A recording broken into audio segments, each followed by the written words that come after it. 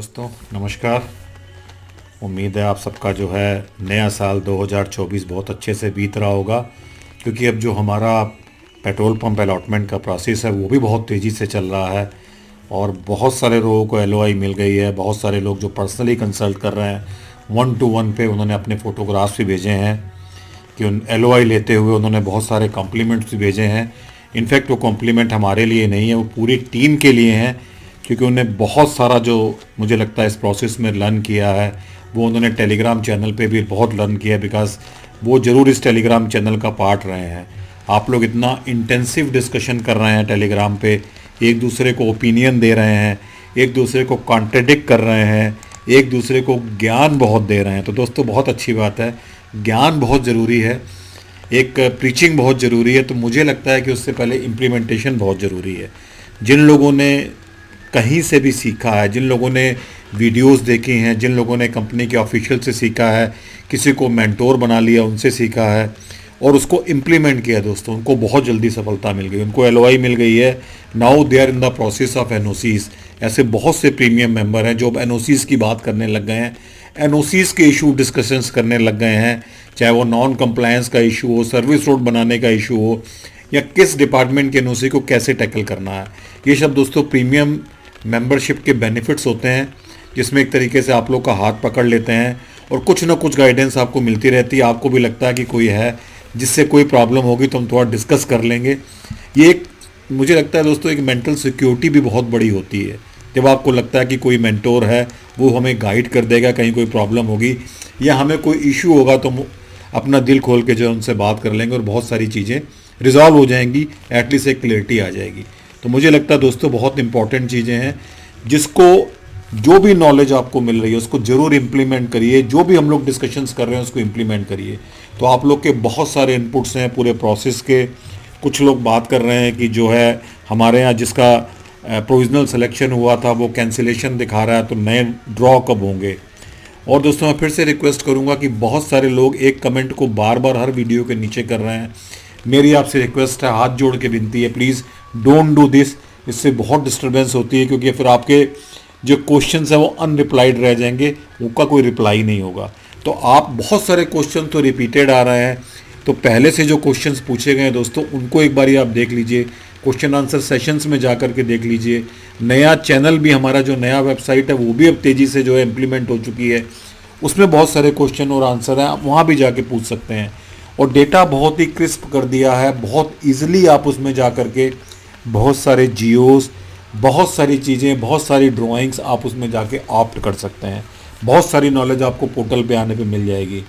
जिन लोगों ने दोस्तों अभी तक हमारे इस चैनल को सब्सक्राइब नहीं किया, उनसे रिक्वेस्ट करूंगा प्लीज़ चैनल को सब्सक्राइब करिए, क्योंकि आइडिया यही है दोस्तों, आपको एम्पावर करें, आपकी दूसरों पे डिपेंडेंसी ख़त्म करें, आप खुद एम्पावर हो जाएं, अपनी एनओसीज के लिए खुद फाइट करें, आपको किसी भी मीडिएटर की ज़रूरत ना पड़े, आपको एक मेंटेर का सपोर्ट मिलता रहे और आप खुद सारी एनओसीज को परसू करें। क्या चैलेंजेस आते हैं, क्या इश्यूज आते हैं, वो आप 1-to-1 डिस्कस कर सकते हैं अगर आप प्रीमियम मेंबर हैं। अगर आप नहीं भी हैं दोस्तों, आप टेलीग्राम ग्रुप पे हैं तो आप लोगों के साथ शेयर कर सकते हैं। तो इस तरह की बहुत सारी चीज़ें दोस्तों इसमें हम लोगों ने डिस्कशंस में लाए हैं और आपको उम्मीद है कि चैनल आपको एम्पावर कर रहा होगा। तो प्लीज़ चैनल को लाइक करिए, सब्सक्राइब करिए, औरों को भी दोस्तों शेयर कर दीजिए, सो दैट वो को भी थोड़ा सा इसमें बेनिफिट मिले, बिकॉज नॉलेज हमेशा स्प्रेड करने से बढ़ती है। और एक बहुत अच्छी कहावत है कि जो आप देंगे वही मिलेगा। अगर दूसरों को आप नॉलेज देंगे, सपोर्ट देंगे, तो आपको भी सपोर्ट ऑटोमेटिकली मिलेगा। तो दोस्तों इस वीडियो में बहुत सारी चीज़ें हम लोग डिस्कस करेंगे। पहले हम लोग डिस्कस करेंगे कि इस प्रोसेस में क्या क्या इश्यूज़ जनरेट हुए हैं, क्या क्या नए नए पैरामीटर्स जनरेट हो गए हैं। एक को ओनरशिप का इश्यूज़ किसी ने पूछा है कि क्या इसका कोई तोड़ नहीं है, उसको भी ज़रूर तोड़ को भी डिस्कस करेंगे। और नया प्रोसेस, किस तरीके से प्रोसेस में मैनिपुलेशंस हो रहे हैं, कंप्लेंट्स को इंटरटेन नहीं किया जा रहा, आरटीआई के रिप्लाई नहीं दिए जा रहे, या किस क्लास की आड़ में किस तरीके से मैनिपुलेशन की गुंजाइश है, कहाँ आपको बचना है। हम इन चीज़ों को दोस्तों डिस्कशंस करेंगे। एलओआई के बाद मिलने के क्या प्रोसीजर्स हैं, क्या स्टेप्स हैं, कैसे एनओसीज प्रॉपर करनी है, थोड़ा इसको भी टच करेंगे। तो बने रहिएगा दोस्तों इस वीडियो में मेरे साथ। Architect Pradeep Kharbanda on the platform of सनकी डिज़ाइनर्स। दोस्तों किसी ने पहला क्वेश्चन ये पूछा है कि उनको जो है एलओआई मिल गई है और उनको जो है बहुत सारी प्रॉब्लम्स आ रही हैं क्योंकि वहाँ पे कुछ ना कुछ कंप्लेंट्स बाजी का उनको डर है, कंप्लेंट हो सकती है उनके अगेंस्ट, कुछ ऐसे इश्यूज जनरेट किए जा सकते हैं उनके अगेंस्ट कि सो दैट उनकी एनओसीज ना होने दें। एलओआई मिल गई है तो एक स्टेप तो पूरा हो गया, एलओआई एक स्टेप है। और मैं यहाँ पर एक बात और ऐड कर दूँ, बहुत सवेरे से डिबेट हो रही है क्या एलओआई इरिवोकेबल है कि नहीं है, क्या कंपनी एलओआई को कैंसिल कर सकती है कि नहीं कर सकती, क्या एलओआई देने के बाद कंपनी बाउंड हो गई, एक ही जो एलओआई होल्डर है उससे बंध गई एक लोकेशन में कि इन्हीं को एलओआई देनी है, यही एनओसी लेके आएंगे, भले उसमें 5 साल लगा दें, 10 साल लगा दें, या जल्दी लेकर के आएँ। तो दोस्तों किसी ने सवेरे टेलीग्राम पे मुझसे पूछा था, तो मैंने उनको बताया था कि एलओआई हमेशा जो है एक रिविकेबल डॉक्यूमेंट होती है, रिवोक हो सकती है अगर आपने एलओआई की कंडीशंस पूरी नहीं करी। इस पर एक पूरी वीडियो है, आप चाहें तो जाके देख लें। तो उनका उसमें इनपुट ये था कि इसमें बहुत सारे सर कोर्ट केस होते हैं और ऑयल मार्केटिंग कंपनीज जो हैं वो रिवोक करने से डरती हैं, कैंसिल करने से एलओआई डरती हैं, इस सिचुएशन को अवॉइड करती हैं। तो मुझे दोस्तों ऐसा नहीं लगता, मैंने हालांकि उनके इस आर्गूमेंट का जवाब नहीं दिया है, बट मुझे पर्सनली ऐसा लगता है कि ऐसा कुछ भी नहीं है कि कंपनीज इस पर डरती हैं। डरता वरता कोई नहीं दोस्तों, कंपनी वाले जो है आपको तमाम लेटर्स पे इश्यूज़ करते रहते हैं, बाय द टाइम आपको रिमाइंड करते रहते हैं कि आपके एनओसीज़ अभी तक नहीं आई हैं, या आप हमें इंटीमेट करिए कि आप एनओसीज़ कब तक लाएंगे, या कितनी एनओसीज़ आ गई हैं, क्यों ना आपकी एलओआई कैंसिल कर दी जाए। वो बेस वर्क होता है आपकी एलओआई कैंसिल करने का, 2-3-4 नोटिस आ ही जाते हैं अगर आपकी जो है एनओसीज़ लेट हो रही हैं। तो ऐसा कुछ भी नहीं है कि कंपनीज़ को इसमें कोई हेजिटेशंस होती है दोस्तों। You have to follow the LOI terms, आपको फॉलो करने होते हैं। ब्रोशर में भी ऐसा ही लिखा हुआ है, एक टाइम बाउंड प्रोसीजर है, एक कंडीशंस लिखी होती हैं एलओआई में। आप डिटेल में और जानना चाहें तो एलओआई की वीडियो को देख लीजिए, और you have to follow that conditions. तो यहाँ पे कंपनी का, ऑयल मार्केटिंग कंपनी का बहुत सारा डिस्क्रिशन होता है। अगर आपके पास कोई रीज़न नहीं है कि एलओआई को रिवोक ना किया जाए तो कंपनी उसको रिवोक कर लेती है। Every time when they put a notice to you, you have to justify the delay. ये बहुत इंपॉर्टेंट है दोस्तों, इसका ध्यान रखिएगा।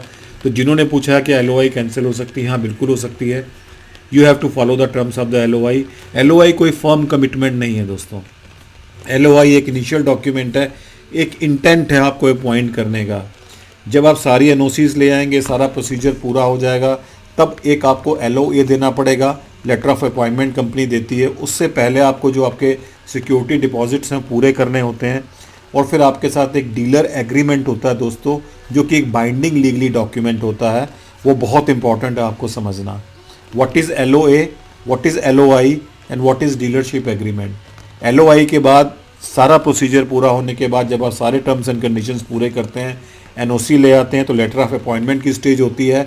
यहाँ पे एक बात और ऐड कर दूँ, जिन लोगों ने डिक्लेयर किया कि वो कहीं ना कहीं जॉब करते हैं, तो इससे पहले उनको रिजिग्नेशन का एक्सेप्टेंस दिखाना होता है।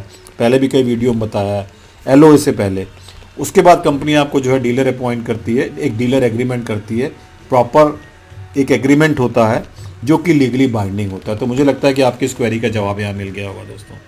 दूसरा सवाल है दोस्तों, फिर वही सवाल है कि कुछ गलतियाँ हो गई हैं फॉर्म भरने में, और कुछ खसरा नंबर गलत हो गया है, पैन नंबर गलत हो गया है, कुछ लोग कह रहे हैं नाम गलत हो गया है, कुछ लोग कह रहे हैं खसरा ऐड करना भूल गए हैं, या प्रॉपर तरीके से अपेंडिक्स 5 को नहीं बनाया था, आरओडब्ल्यू नहीं पता था, अब और पीछे जाना पड़ रहा है। तो जो एक खसरा जो उसमें दिया था, कुछ खसरा पीछे का ओवरलैप हो गया, ऐसा कुछ प्रीमियम मेंबर्स ने भी पर्सनली डिस्कस किया दोस्तों। ये बहुत इंपॉर्टेंट क्वेश्चन है।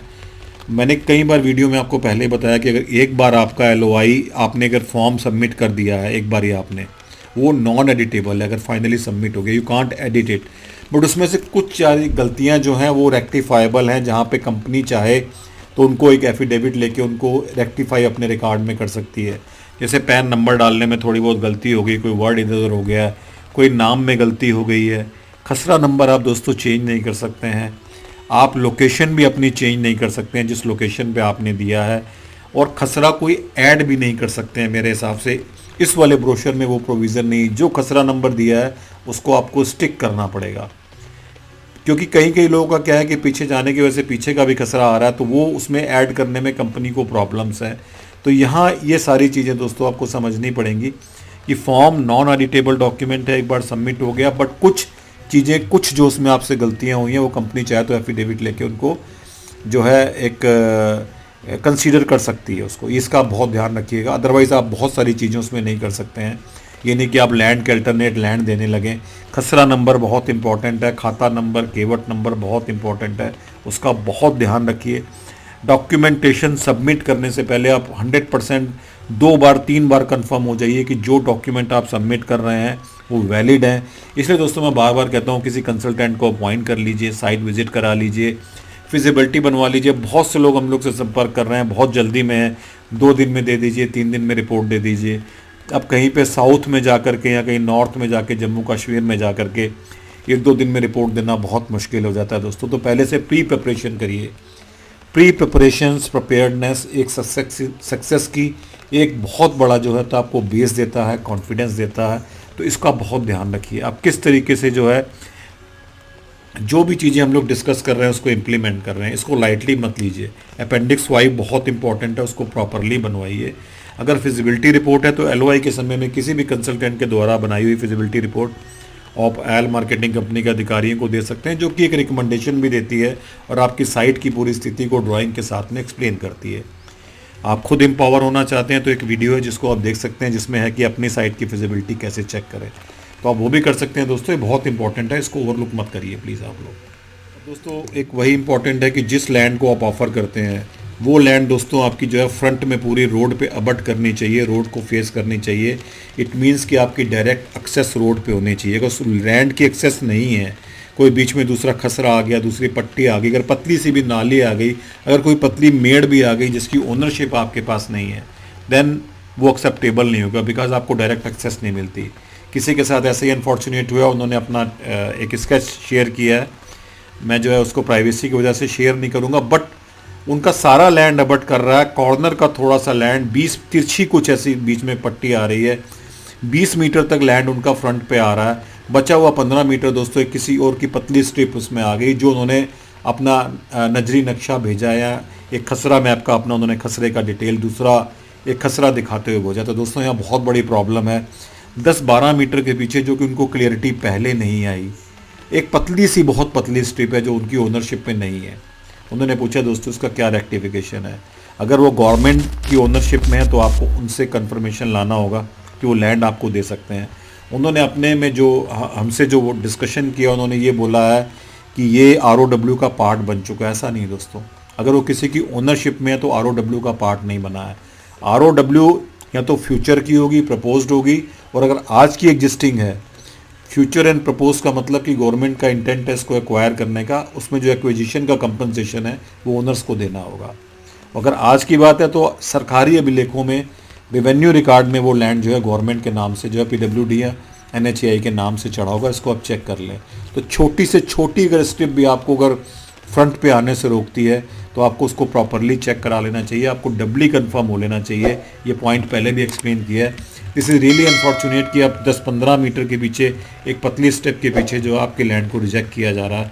तो यहाँ आप लोग को बहुत प्रॉपर रहने की ज़रूरत है। यह मैं इसलिए शेयर कर रहा हूँ दोस्तों आपसे कि आप सबसे भी गलतियाँ हो सकती हैं। अभी तो बहुत लंबी दूर, आपको बहुत दूर तक जाना है, छोटी छोटी गलतियों से बचिए। किसी का प्रोविजनल सिलेक्शन हो गया तो दिस डजेंट मीन कि उसको LOI मिल जाएगी।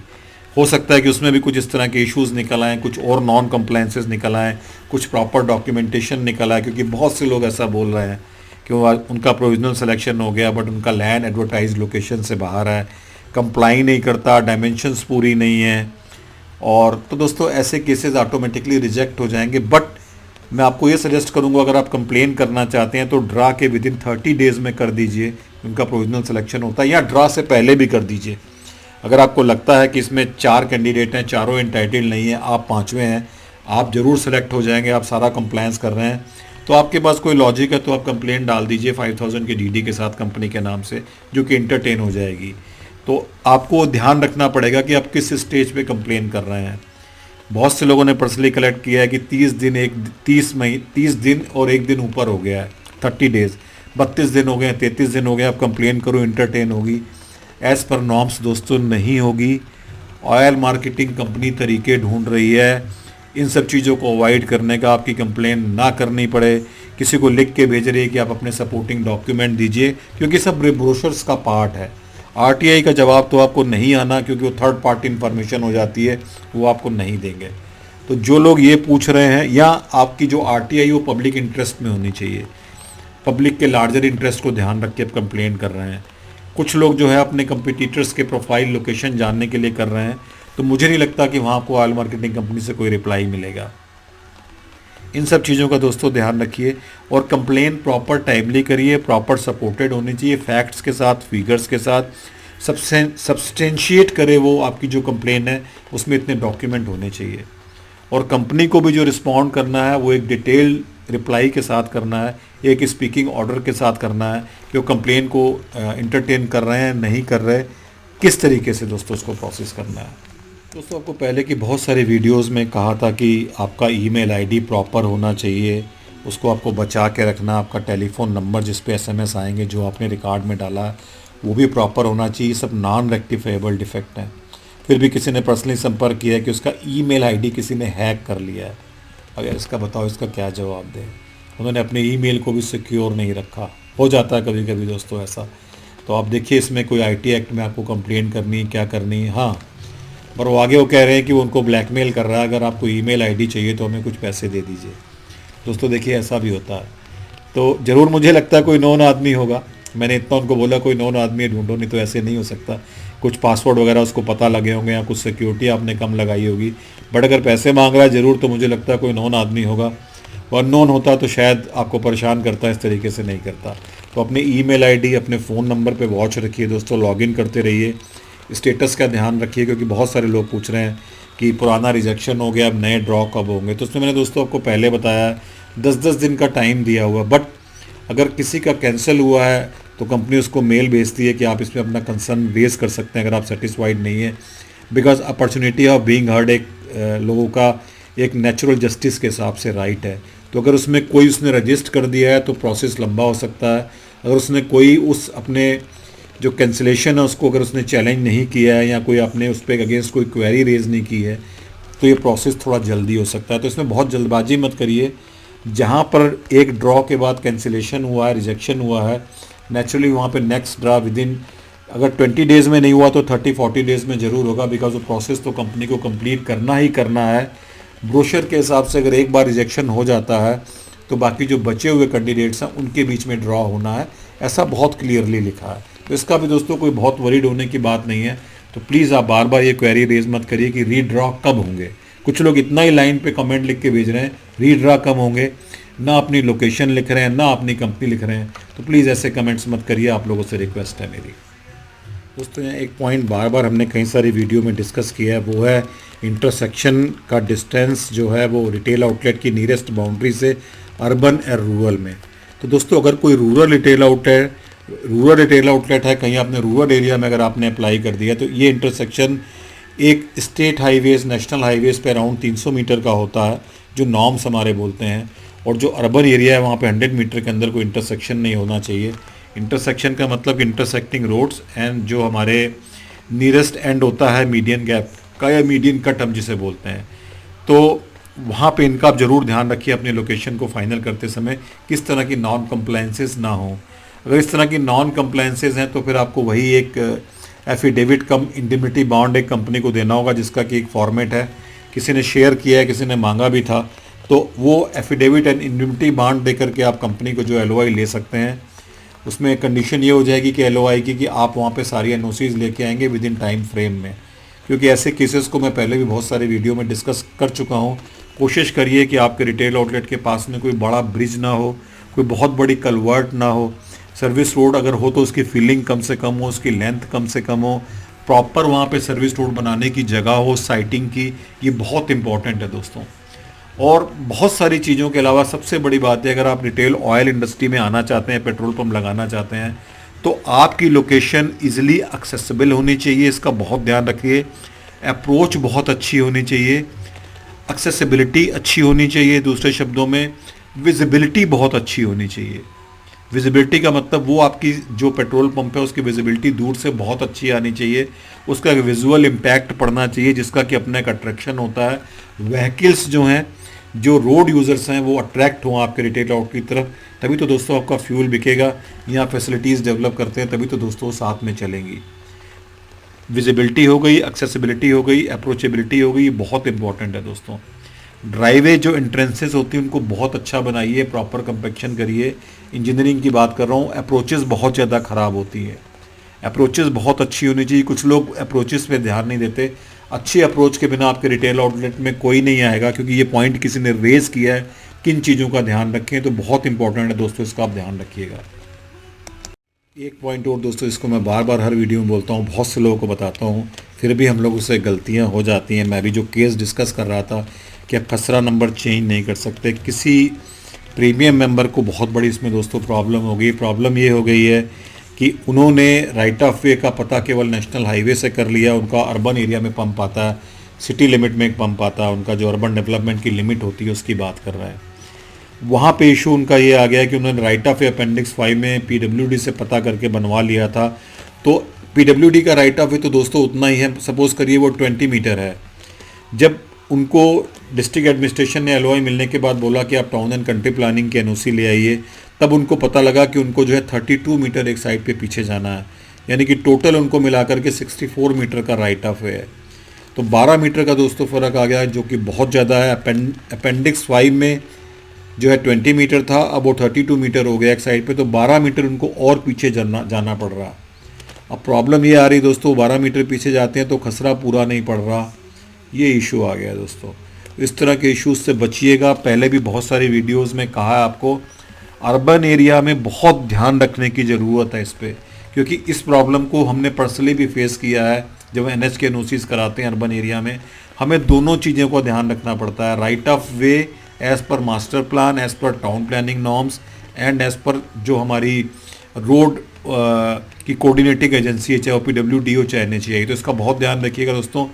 अर्बन एरिया में रिटेल आउटलेट बहुत मुश्किल से एस्टेब्लिश होते हैं, क्योंकि लैंड कॉस्ट बहुत ज़्यादा है। ऑयल मार्केटिंग कंपनी छोड़नी नहीं चाहती, बट आपको बहुत प्रिकॉशंस लेने पड़ते हैं जब आप उसकी साइटिंग करते हैं। तो अर्बन एरिया के रिटेल आउटलेट में नॉर्म्स ज़्यादा लगते हैं। इसके अलावा एक और बहुत इंपॉर्टेंट नॉर्म लगता है अर्बन एरिया में, वो है जोनल प्लान का, आपका लैंड यूज़ कन्फर्मिंग है कि नहीं है। ये बात मैं इसलिए कवर कर रहा हूँ कि बहुत सारी क्वेरीज आती हैं जिसमें लिखते हैं कि ग्रीन बेल्ट है मेरा, तो टाउन प्लानिंग में या जोनल प्लान में उसका यूज़ जो है ग्रीन बेल्ट है, तो क्या वहाँ पेट्रोल पंप लग जाएगा। बहुत सारी लोकेशंस पे हम लोगों ने लगाए हैं, बट एक अगर डेवलपमेंट अथॉरिटी में जाएंगे दोस्तों, एक जोनल प्लान होता है, मास्टर प्लान का पार्ट होता है, उनको चेक करिए, उसमें प्रॉपरली लिखा होता है कि किस वाले लैंड यूज़ पे कौन सी एक्टिविटी अलाउड है, कौन सी एक्टिविटी कंडीशनली अलाउड है और कौन सी एक्टिविटी प्रोहिबिटेड है। उसको देखने के बाद ही जो है उसको आगे बढ़िएगा। इसलिए दोस्तों बार बार आपसे कहते हैं कि प्रॉपर मेंटोर रखिए, प्रॉपर कंसल्टेंट रखिए, इस तरह के इश्यूज़ ना आए। अब दोस्तों ये आता है कि जिस प्रीमियम मेंबर का ये मैटर फंस गया है वो क्या करें, उनको भी उनका तोड़ बता दिया गया है। अगर आपको भी अपना पर्सनलाइज कोई सोल्यूशन पूछना है तो आप प्रीमियम मेंबरशिप के लिए आइए, 1-to-1 सपोर्ट लीजिए, जिसके लिए हम बार बार कहते हैं कोई बहुत चार्जेस नहीं है इतना। तो दोस्तों आप कहीं भी जाकर के फ्यूल में या कहीं पिज़्ज़ा हाउस में जाकर के पिज़्ज़े में ही उड़ा देते हैं। तो कैरियर से रिलेटेड अगर कोई मेंटरिंग मिल रही है तो उसको बहुत ध्यान से लीजिए। 1-to-1 सपोर्ट के लिए please opt for the premium membership, आपको फिर से रिक्वेस्ट करूँगा दोस्तों। अब दोस्तों बहुत से लोग बस इतना ही कमेंट लिख रहे हैं कि हमारी एलओआई मिल गई है, क्योंकि बहुत से लोगों को एलओआई मिल गई है। जैसा मैंने कहा, आप लोग अपने पिक्स भेज रहे हैं, पर्सनल कॉम्प्लीमेंट्स भेज रहे हैं आप लोग। तो पहली बात तो ये कि जो कॉम्प्लीमेंट आप भेज रहे हैं वो पूरे जो हमारे सब्सक्राइबर हैं, जो लोग इसमें इनपुट्स देते हैं, जो लोग एक दूसरे को गाइड कर रहे हैं, मैं चाहूँगा कि वो कॉम्प्लीमेंट आप औरों को भी दीजिए, सबको दीजिए। भले ही आप टेलीग्राम ग्रुप पे आपस में आर्गूमेंट्स कर रहे हो, झगड़ रहे हो, एंड ऑफ द डे तो हम सबको सफल होना है, सफलता पानी है दोस्तों। तो ये कॉम्प्लीमेंट सबके लिए है, हमारी सनकी डिज़ाइनर टीम के अलावा आप सबके लिए भी है दोस्तों। बहुत से लोगों को कमेंट्स आता है कि मुझे अब एनओसीज़ में आपकी हेल्प चाहिए, कहीं ना कहीं दिक्कत हो रही है। वो ये नहीं लिख रहे क्या हेल्प चाहिए दोस्तों, क्या हेल्प चाहिए, बहुत स्पेसिफाइड हो जाइए। बिकॉज मैं बार बार कहता हूँ कि आपकी क्वेरीज हमें बताती हैं कि आप कितना सीरियस हैं या कितने अपने सब्जेक्ट मैटर आप मैटर को समझ रहे हैं। पॉल्यूशन में कोई प्रॉब्लम आ रही तो दोस्तों आप डायरेक्टली लिखिए कि पॉल्यूशन का इशू है। अगर आपको एनएच में पीडब्ल्यूडी में कोई इश्यूज़ आ रही तो उसको स्पेसिफाई कर दीजिए। फॉरेस्ट का तो उसको इश्यूज़ कर दीजिए। तहसील में कोई इशू आ रहा तो उसको कर दीजिए। ऐसी कोई प्रॉब्लम नहीं है जिसको डिस्कस करके हमको इसका सलूशन ना निकल पाए। तो अगर ताला है तो दोस्तों चाबी भी बनी होगी, हमें चाबी को ढूंढना है, मिलजुल के ढूंढेंगे, आप चिंता ना करिए। ताले की चाबी होती है, मास्टर की भी होती है, तो आप इसके लिए निश्चिंत रहिए। बट प्रॉब्लम्स को बहुत स्पेसिफिक लिखिए, हमारी आपसे रिक्वेस्ट है दोस्तों। बहुत से लोगों की दोस्तों क्वेरी आ रही है कि 1 महीना हो गया, डॉक्यूमेंट्स अपलोड किए हुए हैं, कोई जवाब नहीं आ रहा। तो पहले तो मैं आपको ये दे बताऊंगा कि आप अपने ईमेल आईडी से लॉगिन करके हैव ए वॉच, और फिर मैं चाहता हूं कि अगर आप लोगों ने प्रोसेस में इन्वॉल्व हो गए हैं तो आप ऑयल मार्केटिंग कंपनी के थोड़ा पता कर लीजिए, जो सेल्स ऑफिसर्स हैं, sales officer not engineering officers, आपके एरिया का जो सेल्स ऑफिसर हो उसके टच में रहिए, उससे कनेक्टेड रहिए। अगर वो चाहे तो आपको बहुत ज़्यादा असिस्ट कर सकता है, आपकी बहुत मदद कर सकता है। वो एक सब्जेक्टेड टू कंडीशन भी हो सकती है और अनकंडीशनल भी हो सकती है। बहुत से लोग गाइड बहुत अच्छे से करते हैं, बहुत से लोग जो है गाइडेंस में हो सकता है उनकी कुछ कॉस्ट इन्वॉल्व हो, उस पर जाते हैं। तो आपको कैसे जाना है दोस्तों, आप उस पर जाइए। बट अगर कोई टाइम ड्यूरेशन हो गया, 1 महीना हो गया, ज़्यादा हो गया, तो सर्टेनली आप ऑयल मार्केटिंग कंपनी से पूछ सकते हैं कि इतना टाइम क्यों लग रहा है, अगर आपका डॉक्यूमेंटेशन प्रॉपर है। बहुत से लोगों का मैं देख रहा हूँ दोस्तों, डॉक्यूमेंट स्क्रूटनी करने में बहुत टाइम लग रहा है, आईएसडी भी जमा नहीं करी उन्होंने, तो ऐसे जो एप्लीकेशंस हैं नेचुरली वो आउटराइट रिजेक्ट हो जाएंगे कि उनको कोई रिस्पांस नहीं मिलेगा। तो इसका आपको बहुत ध्यान रखना है। तो इस तरह की क्वेरीज के लिए से बेटर है कि आप ऑयल मार्केटिंग कंपनी से कनेक्ट हो जाइए, या अपना डिटेल्स हमें शेयर कर दीजिए, टेरिटरी है, डीओ ऑफिस है उसको शेयर कर दीजिए, लोकेशन शेयर कर दीजिए। हमारी टीम कहीं अगर हेल्प कर सकती है आपको, अगर वहाँ मौजूद है आपकी स्टेट में, तो करेगी। बहुत सारी स्टेट्स में जो हम लोग ने कोशिश की है 1-to-1 सपोर्ट दें। हरियाणा में जो है 1-to-1 सपोर्ट हमारी टीम दे रही है, Uttarakhand, UP west, Bihar, we are trying to approach. बहुत जल्दी जो है हम लोग साउथ का एरिया भी कवर करेंगे। आपको जो भी ज़रूरत चाहिए, किसी तरह का भी सपोर्ट चाहिए, प्लीज़ फील फ्री, कनेक्ट हो जाइए। अगर आप 1-to-1 सपोर्ट में होंगे तो आपको तो डायरेक्ट मेंटरिंग मिलती रहेगी दोस्तों हमेशा। तो इस सारी वीडियो में बहुत सारी क्वेरीज दोस्तों आपकी कवर कर ली हैं। आप नेक्स्ट वीडियो में फर्दर और बहुत सारी चीज़ें इंट्रिकेट डिटेलिंग्स फर्दर डिस्कशंस करेंगे, कोशिश करेंगे उसको रिजॉल्व करने की कि आपको उसमें एंड टू एंड सोल्यूशन दिया जाए। तो इसमें मुझे लगता है कि आपकी फ़र्दर कोई भी क्वेरीज़ हैं तो कमेंट की फॉर्म में आनी चाहिए। फिर से आपसे रिक्वेस्ट करूंगा दोस्तों, टेलीग्राम ग्रुप को ज्वाइन कर लीजिए, एक दूसरे के साथ डिस्कशंस करिए। बहुत इंटेंसिव डिस्कशंस हो रहा है, आर्गूमेंट्स हो रहे हैं। यूट्यूब चैनल्स पे आ जाइए, और अगर आपको 1-to-1 सपोर्ट चाहिए उस पर आ जाइए। अगर आपको कोई पर्सनलाइज क्वेश्चन पूछना है, अपॉइंटमेंट लेना है, हर वीडियो के नीचे उसका लिंक दिया है, तो आप एक क्वेश्चन पूछ सकते हैं हमसे। इसमें कोई दोस्तों ऐसी बात नहीं है। सो ये वीडियो और लंबी हो जाएगी दोस्तों, यहीं पे जो है इसको एंड करेंगे। So Pradeep Kharbanda signing off from the platform of Sanki designer. Best wishes to all of you.